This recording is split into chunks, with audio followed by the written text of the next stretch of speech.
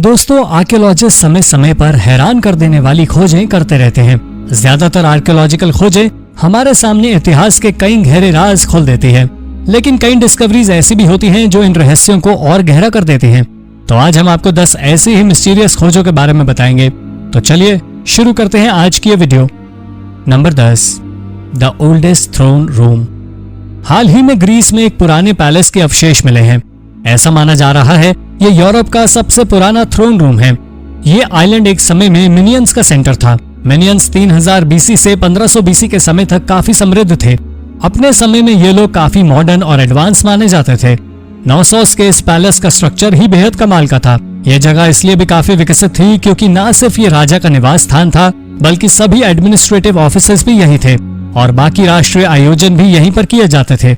इस पैलेस का आर्टवर्क आज भी हजारों साल बाद भी देखा जा सकता है।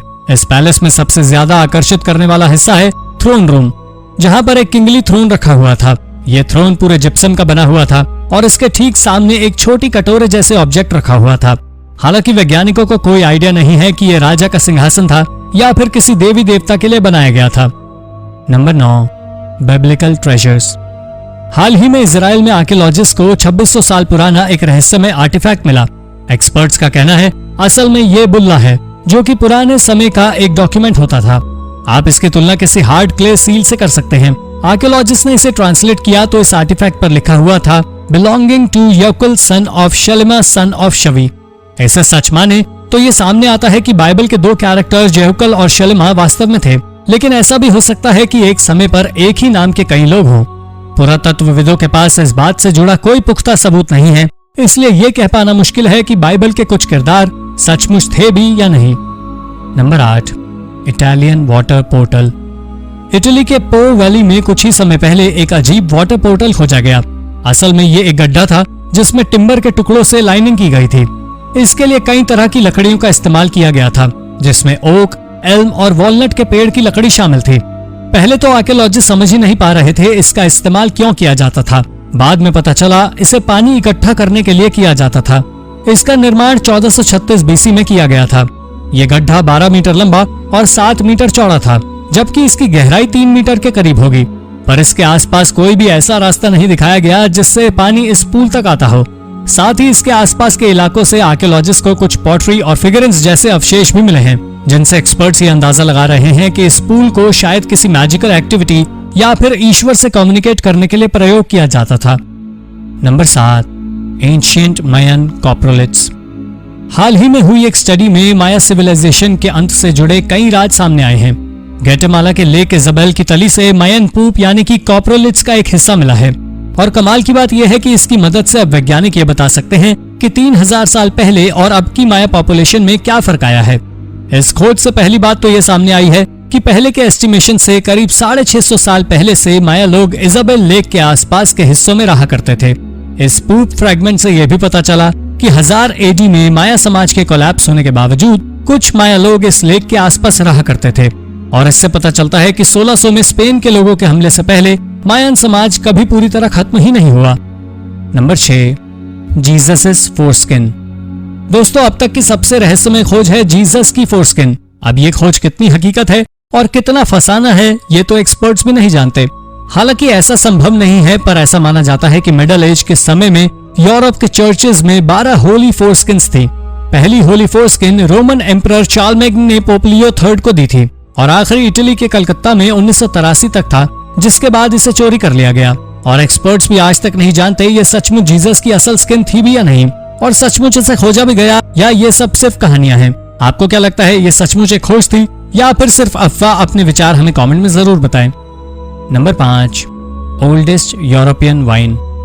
वैसे तो सबसे पुरानी वाइन कब बनी ये बात सालों से वैज्ञानिकों के लिए रहस्य रही है और आज भी एक्सपर्ट्स इसका जवाब नहीं ढूंढ पाए हैं। लेकिन हाल ही में ग्रीस में एक एग्जीक्यूशन कार्य के दौरान हजारों साल पुरानी एक वाइन के ट्रेसेस मिले हैं। ये वाइन 4200 बीसी के दौरान की है, यानी लगभग 6000 साल पुरानी।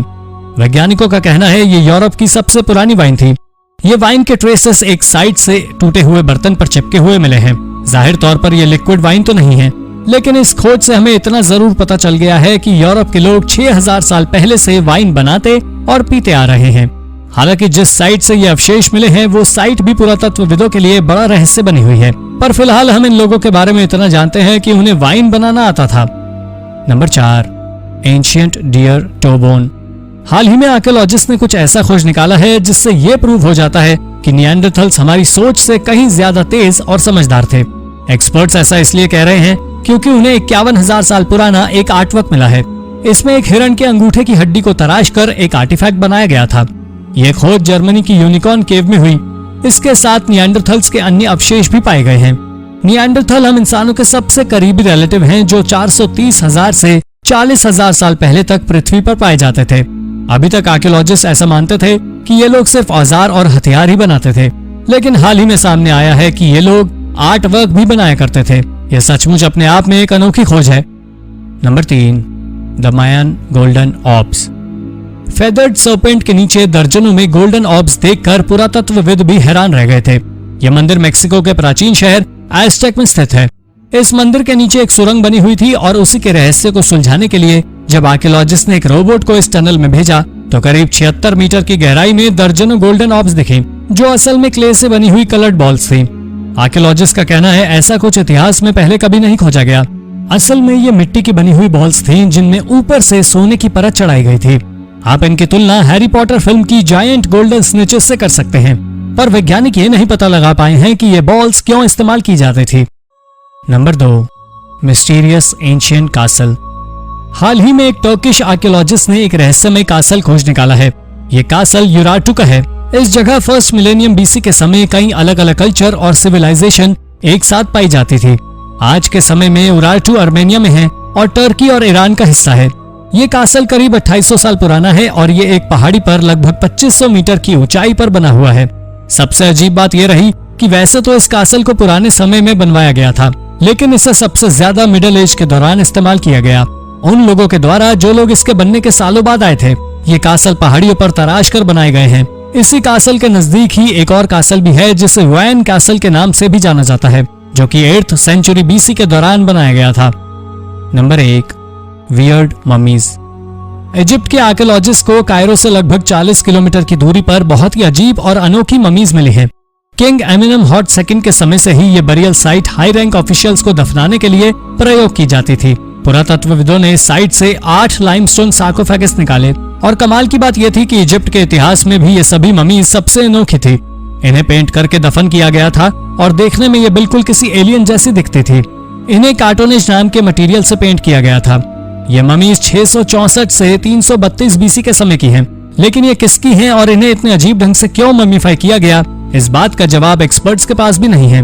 तो दोस्तों, ये थी 10 सबसे रहस्यमयी आर्कियोलॉजिकल खोजें। इनमें से कौन सी खोज आपको सबसे रोचक लगी? अपने विचार हमें कमेंट में जरूर बताएं। अगर आपको ये वीडियो इंटरेस्टिंग लगी हो तो इसे अपने दोस्तों के साथ जरूर शेयर कीजिए और ऐसी ही अन्य रोचक जानकारियां पाने के लिए हमारे चैनल को सब्सक्राइब करना ना भूलें। धन्यवाद।